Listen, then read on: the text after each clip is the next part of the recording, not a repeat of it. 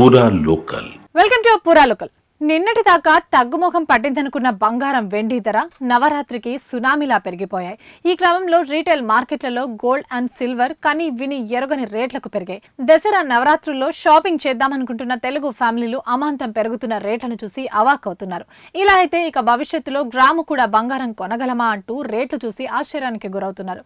ప్రధానంగా అంతర్జాతీయ పరిణామాలే బంగారు బులిష్ జోరుకు కారణమని నిపుణులు అంటున్నారు. 24 క్యారెట్ల బంగారం రేటు నిన్నటితో పోలిస్తే 10 గ్రాములకు 1260 రూపాయలు పెరిగింది. అంటే గ్రాముకు 126 రూపాయలు పెరగడంతో రెండు తెలుగు రాష్ట్రాల్లోని ముఖ్య నగరాల్లో పెరిగిన రీటైల్ విక్రయ రేట్లు బగ్గుమంటున్నాయి. హైదరాబాద్, కరీంనగర్, ఖమ్మం, నిజామాబాద్, విజయవాడ, కడప, విశాఖ, నెల్లూరు, తిరుపతిలో 24 క్యారెట్ల గోల్డ్ గ్రాముకు 11,433 కాగా 22 క్యారెట్ల 10 గ్రాముల బంగారం ధర 10,480 పెరిగింది.